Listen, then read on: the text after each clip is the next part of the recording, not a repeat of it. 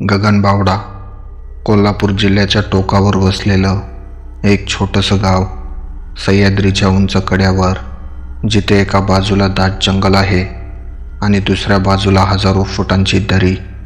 इथून खाली उतरणारे 2 घाट, करूळ घाट आणि भुईबावडा घाट, एकाच ठिकाणाहून निघालेले पण 2 वेगळ्या दिशेला जाणारे, जणू 2 वेगळ्या नशिबाचे रस्ते.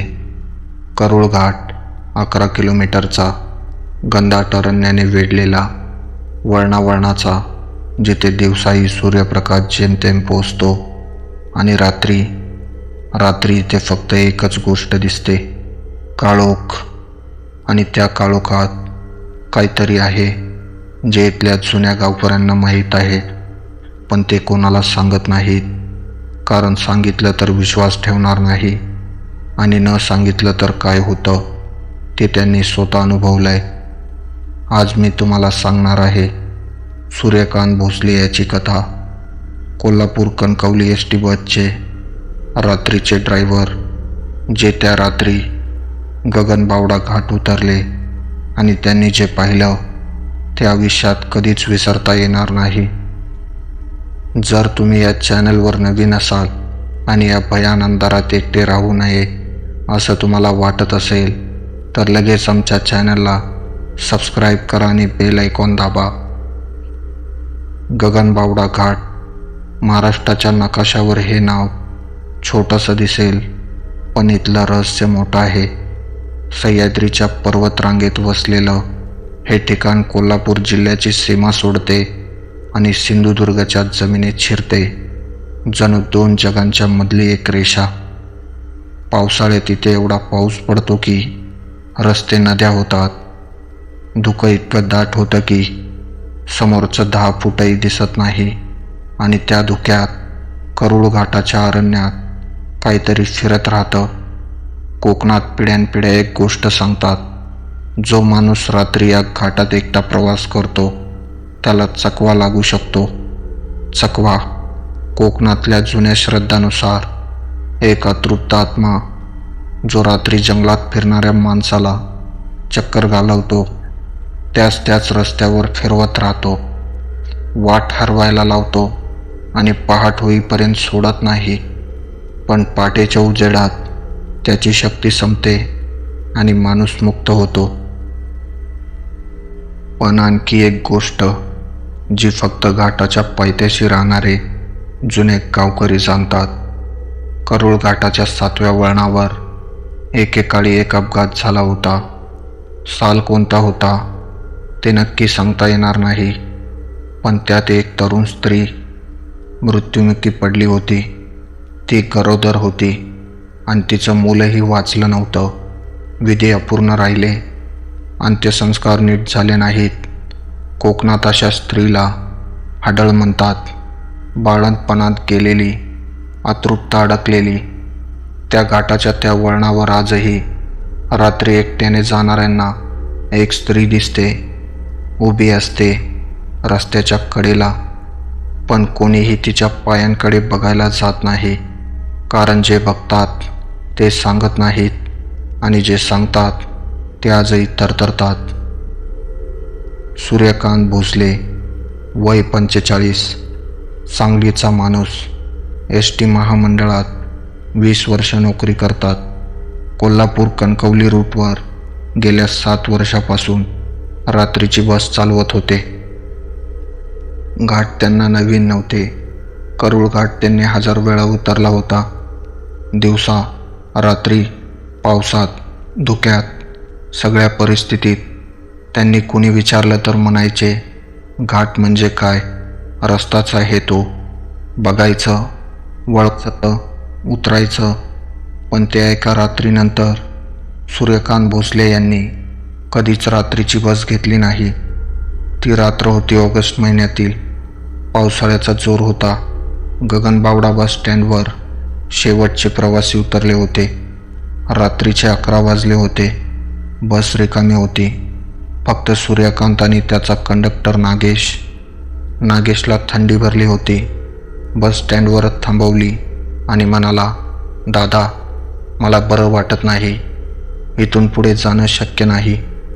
रात्रीचे 11 वाजले होते. पुढे जायला एकट्याने म्हणजे पायथ्याच्या डेपोत बस न्यायची, तिथे रात्र काढायची, सकाळी परत कणकवलीला यायचं. सूर्यकांत म्हणाले, तू थांब इथे, मी बस घेऊन जातो. नागेशने त्यांना थांबवण्याचा प्रयत्न केला होता. दादा, आज राहूया इथेच, उद्या सकाळी जाऊ. पण सूर्यकांत ऐकले नाहीत आणि तेच त्यांची सगळ्यात मोठी चूक ठरली. रात्री 11:15 सूर्यकांत यांनी बस गगनबावडा बस स्टँडवरून काढली. बस रिकामी होती. आत फक्त सूर्यकांत, बाहेर काळोख. पहिल्या वळणावरच त्यांना जाणवलं की आज पाऊस जास्त आहे. वायपर पूर्ण वेगाने चालले होते, पण दृश्यमानता जेमतेम होती. हेडलाईटचा प्रकाश धुक्यात विरत होता. खाली दरी दिसत नव्हती, पण खडखडाट ऐकू येत होता, पाण्याचा, दगडांचा. दुसरं वळण, तिसरं, चौथं. इथे रस्ता थोडा रुंद होतो. सूर्यकांत यांनी थोडा वेग वाढवला आणि अचानक समोरच्या हेडलाईटमध्ये रस्त्याच्या डाव्या बाजूला एक आकृती दिसली. पांढरी साडी, केस मोकळे, पाठमोरी उभी. सूर्यकांत यांनी ब्रेक मारला. बस थांबली. इंजनचा आवाज बंद पडल्यासारखा एकटेपणा आला. त्यांनी विचार केला, रात्री 11 वाजता घाटात एकटी बाई. त्यांनी दार उघडायला हात नेला आणि मग थांबले. इतक्या रात्री कोण असेल इथे?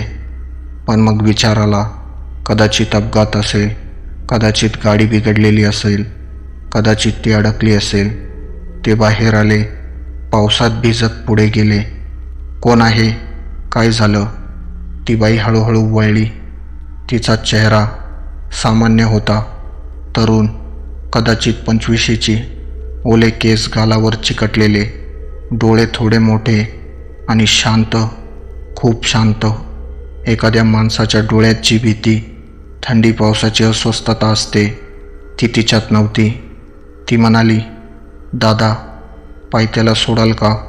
माझ्या घरचे वाट बघत असतील. सूर्यकांत यांनी एकदा तिच्या पाठीमागे पाहिलं. तिथे कोणीच नव्हतं. रस्त्याच्या दोन्ही बाजूला फक्त जंगल होतं, काळं दाट, शांत. बसमध्ये या, ते म्हणाले. ती बसमध्ये चढली, पहिल्या सीटवर बसली. सूर्यकांत परत ड्रायव्हर सीटवर आले. आरशात पाहिलं, ती बाई शांत बसली होती, खिडकीतून बाहेर बघत होती. पावसाच्या थेंबावर नजर लावून बस पुढे निघाली. 5वं वळण, 6वं.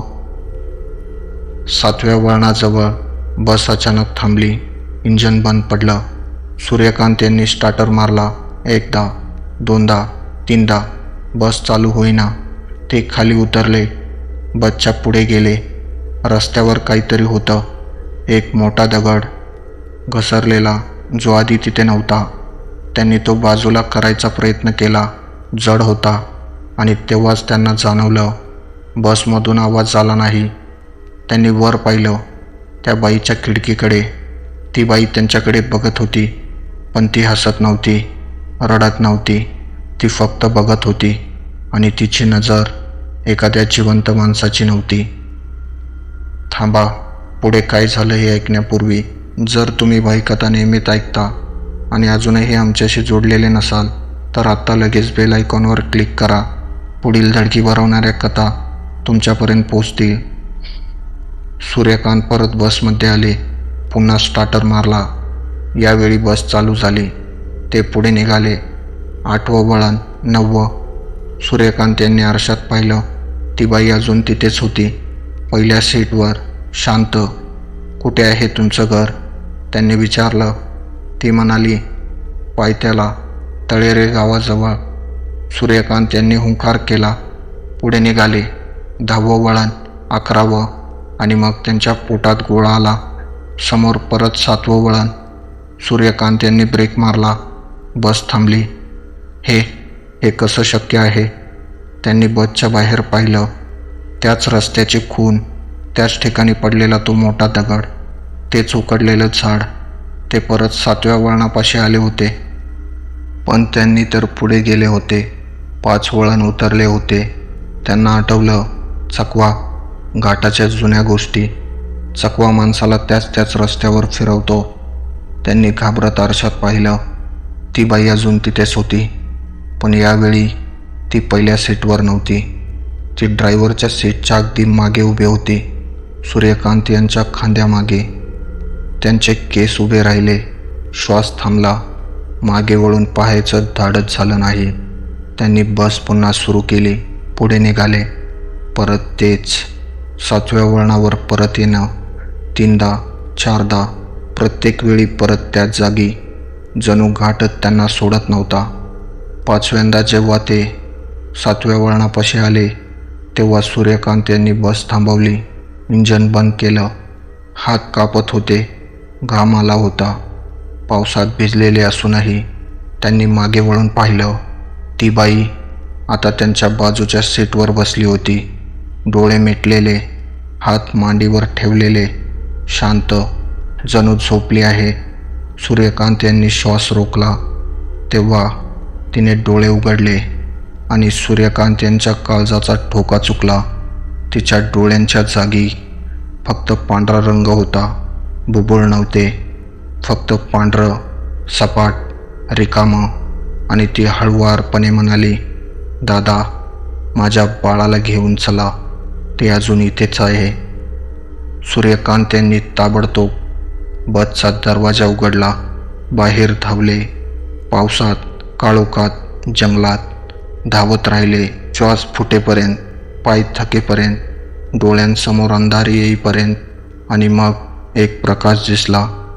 एक छोटी टपरी, रस्त्याच्या कडेला, गॅसची बत्ती लावून आतमध्ये एक म्हातारा बसला होता, एकटाच. सूर्यकांत आत शिरले, थरथरत, ओले, घाबरलेले. म्हाताऱ्याने त्यांच्याकडे एक नजर टाकली, काहीच विचारलं नाही. शांतपणे गॅसवर चहा ठेवला. सूर्यकांत यांनी सगळं सांगितलं. ती बाई, 7वं वळण, चकवा, ते पांढरे डोळे, ते शब्द. म्हाताऱ्याने शांतपणे ऐकलं. चहा ओतला, पुढे ठेवला. मग म्हणाला, दादा, त्या 7व्या वळणावर 7-8 वर्षापूर्वी एक अपघात झाला होता. एक बाई, कणकवलीला बाळंतपणासाठी जाणारी, त्या रात्री अपघातात गेली. त्याच वळणाजवळ बाळ पण गेलं. त्यांचे विधी नीट झाले नाहीत, पण अंत्यसंस्कार अपूर्ण राहिले. ती बाई एक संबंध आहे, अपूर्ण इच्छा सकट मेलेली. बाळाला कुशीत घ्यायची इच्छा. ती अजूनही त्याच वळणावर वाट बघते. आणि चकवा, त्याने तुम्हाला त्याच वळणावर परत आणत राहिला, कारण तिला तुम्हाला काहीतरी सांगायचं होतं. ती एकटी होती, खूप एकटी. आणि एकट्या आत्म्याला एक साक्षीदार हवा असतो. सूर्यकांत यांचे डोळे भरले. मग आता काय करायचं? म्हातारा शांतपणे म्हणाला, उद्या सकाळी त्या वळणावर जा. एक नारळ फोडा, तांदूळ ठेवा. देवाला मनातून विनंती करा की त्या आत्म्याला शांती मिळो, बाळाला तिच्या कुशीत घेऊन मोक्ष मिळो. म्हातारा शांतपणे म्हणाला, आणि एक गोष्ट लक्षात ठेव, ती बाई तुझी शत्रू नव्हती. तिने तुला त्रास दिला नाही. ती फक्त एकटी होती. वर्षानुवर्ष त्या काळ्या घाटात, पावसात, थंडीत, एकटी. आणि आज तुझ्या रूपाने तिला एक माणूस भेटला, जो तिची कथा ऐकू शकत होता. सूर्यकांत यांनी त्या रात्री त्या टपरीत मुक्काम केला. पहाटे जेव्हा उजेड फुटला तेव्हा ते त्या 7व्या वळणाजवळ परत गेले, एकटे, हातात नारळ, तांदूळ आणि एक छोटी पंथी. त्यांनी नारळ फोडला, तांदूळ रस्त्याच्या कडेला ठेवले, पंथी लावली. मनातून विनंती केली, ताई, तुला आणि तुझ्या बाळाला मोक्ष मिळो. या घाटातून मुक्त व्हा. वारा थांबला. पावसाचे थेंब थांबले. जंगल शांत झालं आणि त्यांना एक वेगळाच हलकेपणा जाणवला. जणू वातावरणावरचं एक ओझं उतरलं होतं. ते गाडीत बसले, खाली निघाले. यावेळी घाट नीट उतरला. कोणतंही वळण परत आलं नाही. कोणतीही आकृती दिसली नाही. पायथ्याला पोचले तेव्हा सूर्य उगवला होता. सोनेरी प्रकाशात गगनबावडा घाट एखाद्या सामान्य घाटासारखा दिसत होता. शांत, हिरवागार. पण सूर्यकांत भोसले यांना माहीत होतं तो घाट कधीच सामान्य नव्हता. सूर्यकांत यांनी त्या दिवशी रात्रीच्या शिफ्टमधून कायमचं नाव काढलं. आजही ते त्या 7व्या वळणाजवळ जातात, पंथी लावतात आणि मनातून म्हणतात, तू शांत आहेस ना. कोकणात एक म्हण आहे, जो मेला त्याला विसरू नका, कारण तो तुम्हाला विसरत नाही. घाटात जाताना वळण मोजा, कारण 7वं वळण कदाचित तुम्हालाही थांबवेल. पुढील धडकी भरवणाऱ्या भयकथा तुमच्यापासून दूर राहू नये म्हणून आत्ताच बेल आयकॉन दाबा आणि खाली कमेंटमध्ये सांगा, तुम्ही कधी गगनबावडा घाटातून रात्री प्रवास केलाय का? काय अनुभव आला? भेटूया पुढच्या भयानकतेत. तोपर्यंत काळजी घ्या. एकट्याने घाटात जाऊ नका.